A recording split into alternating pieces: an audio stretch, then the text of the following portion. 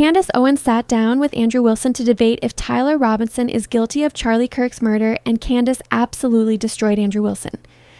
If you don't know, Tyler Robinson is supposedly Charlie Kirk's murderer, but I, like Candace, think there are way too many unanswered questions to believe this isn't a conspiracy. Andrew Wilson, on the other hand, tried to argue there was overwhelming evidence that proved Tyler's guilt, but if you haven't seen it yet, Candace tore his evidence apart piece by piece. What I found most interesting in the debate was the differences in the approaches Andrew Wilson and Candace Owens took. Where Candace came in off the cuff with no notes and seemed confident and knowledgeable, Andrew started the debate off reading out loud an unhinged speech from his phone that proved he is only talking points. Take a look. Are we live? Okay, so we're officially live. Candace, Andrew, good to sit down here with you, talking to you guys about the conversation that I think started with you being on Joe Rogan when you said, hey, I'm offering $300,000. And for the audience watching this, you have to know when you see this final product, there's a lot of stuff that happens behind closed doors. There was still communication till midnight, even some of the stuff this morning. It's like you're trying to sell a company. It's the last 24 hours that the deal doesn't work out, but kudos to the both of you guys that you made it work. The topic of discussion today, how this got prompted is, Andrew, you said there's overwhelming evidence that Tyler Robinson shot and killed Charlie Kirk. And Candace, your position was he's a patsy. Tyler Robinson is a patsy. So, of course, we'll talk about a lot of different things, but that's kind of how the whole thing got started. For the audience, the great Joe Rogan that started this conversation, and he also volunteered, but it ended up being this format that we have here today. So with that being said, Andrew, your claim is overwhelming evidence that Tyler Robinson killed Charlie Kirk. Opening statements, opening comments. Sure. And what I mean by overwhelming is I just find it very convincing. I think that's what most people mean when they say Talking overwhelming points. evidence. So I have a brief opening statement. On September 10th, 2025, Charlie Kirk was murdered. Many of you already know a lot about the events which occurred after Kirk's death. You remember the ghoulish laughter, celebrations, and madness we saw from leftists all over, from TikTok invasions, debates, posts on social media, destruction of memorials, and things like this. Within weeks of Kirk's death, a cottage industry began to form, peddling various alternative theories on how he died. What special interest may have killed him, what nations were involved, and was our own government one of them? Because this was the first nationwide traumatic event in Gen Z's lifetime, the demand for answers was severe and palpable. The leading theory from the conspiracy verse is that Israel worked with the United States government to murder Charlie Kirk. Within a day or two of Kirk's death, Ian Carroll claimed that Israel killed Charlie Kirk, and the conspiracy caught on like wildfire. This theory was built on one misleading piece of evidence, that in his final days, on or around September 8th, Charlie sent a text message reading, "Jewish donors play into all the stereotypes. I cannot and will not be bullied like this, leaving me no choice but to leave the pro-Israel cause." This was sent in the context of a platforming dispute regarding Tucker Carlson. From this scintilla of misleading information, it was speculated that Israel killed Charlie Kirk because he would have successfully opposed the Iranian war. Now, that's a fun theory, and who doesn't like a good, fun conspiracy theory? I like them. But there is no evidence that Israel actually killed Charlie Kirk. And if Candace has some, I'd like her to actually show it to me. I'm open to suggestions, but to date, there hasn't been any. There is, however, tons of evidence that a leftist killed Charlie Kirk, just as Charlie feared they would. I believe Charlie Kirk, and I have the receipts. No, I didn't have a dream where he came to me and told me that the left killed him. No, he didn't come to me a dream and say, Candace Owens betrayed him. That never happened. In fact, I don't need dreams of any kind because I hold in my possession never before seen messages from Charlie Kirk to his security team on September 9th, 2025. I'm going to share the message with you today, which is the first time this information's ever been publicly revealed. On September 9th, Charlie's security team wrote to him, yes, law enforcement has been fully supportive and agreed to a security plan and posture. Tomorrow's event will be covered by both my team and the campus PD. If additional support is required, patrol units will be available. I have 11 on site. Charlie responded with this, okay, great.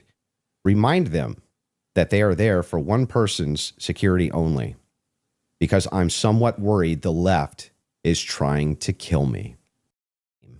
She claims that there's more evidence that Tyler is not guilty of murder and was set up as a patsy than there is for the state's case. And I just think that that's absurd. And she will not be able to demonstrate that in any way. In fact, she has almost no real evidence at all of her theory, whereas my theory is supported by compelling witness testimony, physical evidence, multiple confessions, all of which are independently compelling, but which are even more convincing as each piece of evidence corroborates the others. To convince you of my worldview. You won't. I know. But the reason is not because I'm not a great orator, or I don't make good points, or I haven't said things which should be compelling to a person. But Charlie, if I'm honest, the reason I was willing to pay the $300,000 for this debate was to finally have a chance for someone to demand Candace be held accountable for the unbelievable theories and claims she's been making. Candace's investigation is indistinguishable from a leftist operation. She couldn't be doing more damage to the right if she were trying. She uses her considerable platform to relentlessly attack one of the most influential conservative outreach organizations for young people, and she's making a mockery of the online right-wing commentary class. She's harming Republicans in an election year by dividing them. She's attacking the very organization Charlie spent his life building, and she's attacking the people he loved, including his wife. And it cost me $300,000, but today I hope that she finally answers for some of that. Thank you, Andrew. Wow, that was a truly bizarre and unnecessary speech from Andrew. Only a man could ramble on for 7 minutes about nothing and still think he's completely sane. The stuff he said had no bearing on the facts and just proved how transparently political he is. He even admits at one point that Candace is doing damage to the right, proving he doesn't care about the truth and only cares about political lines. Like Andrew couldn't be more obvious if he tried. Every word he said felt disingenuous and like an attempt at a gotcha. He wasn't saying why he really believed Tyler was guilty. He was arguing why everyone else was wrong for thinking otherwise. Andrew used every deflection in the book to avoid talking about the actual evidence and tried tricking people with this long-winded and unnecessary speech, and it couldn't have been more different than Candace's approach to opening statements. Take a look.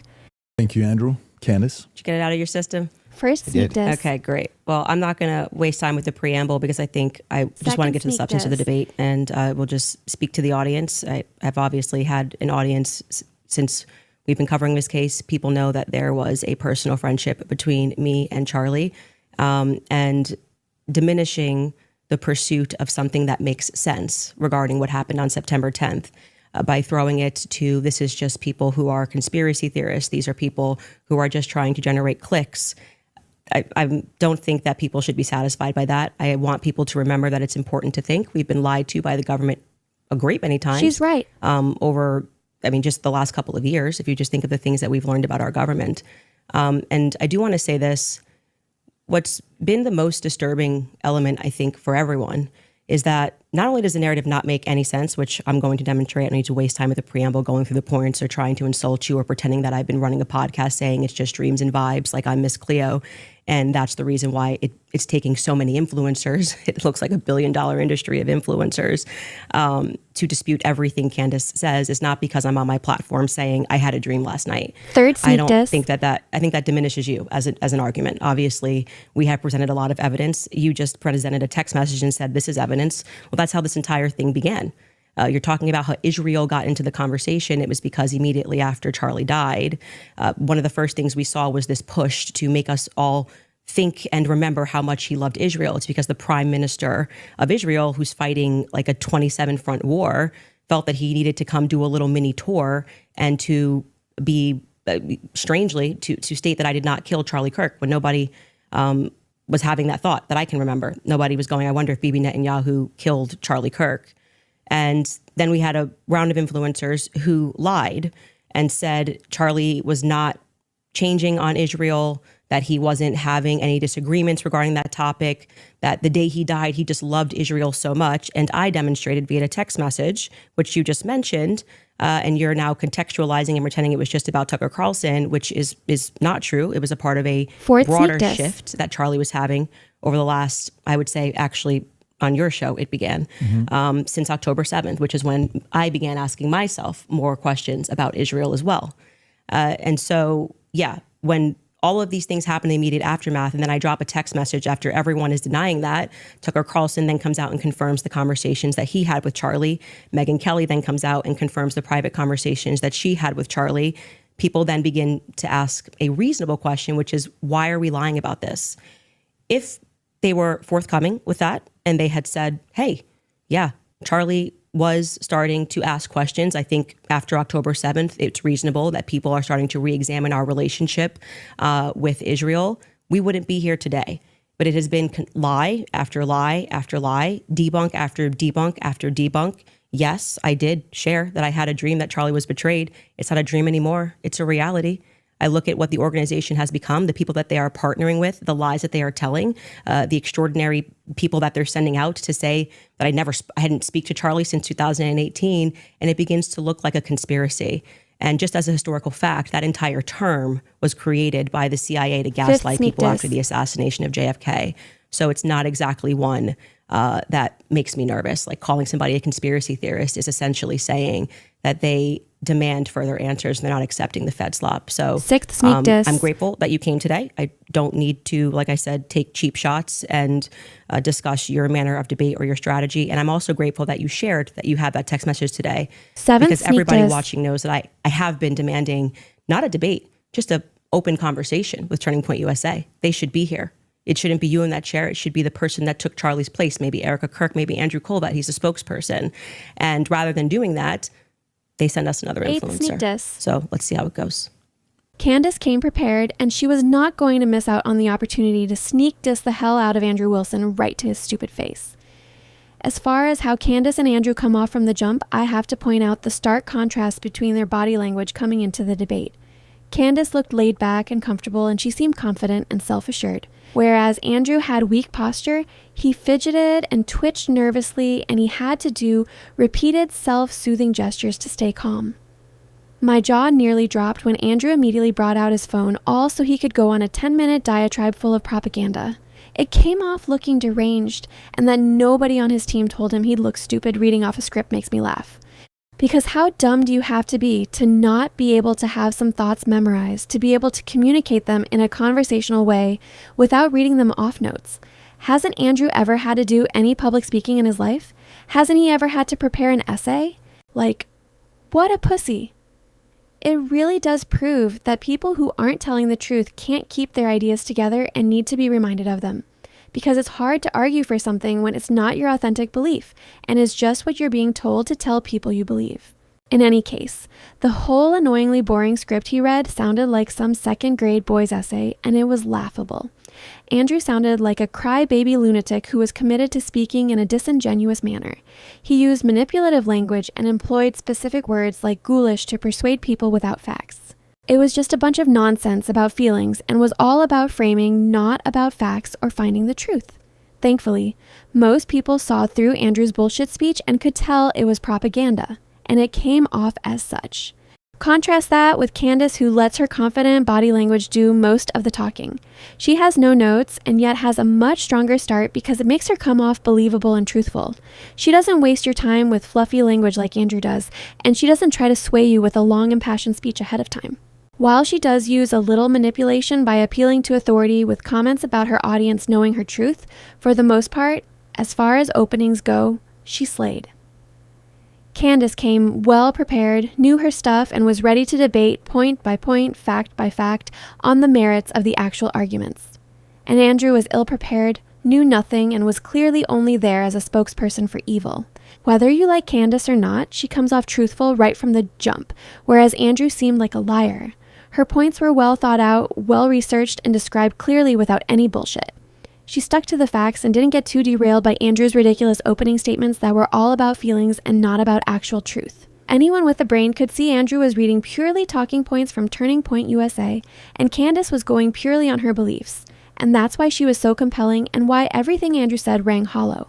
I don't trust Candace Owens, and I don't know what her intentions are for going after Turning Point USA, but I know I don't care why. The fact is, I'm glad, because strange stuff is going on, and I don't care if Candace brings it up because she wants clicks. The message is still getting out there. Do I think she's a very conniving person? Yes, but she is very good at what she does in her niche, and I respect how fearless she is with her rhetoric. Do I disagree with most things Candace says? Also yes.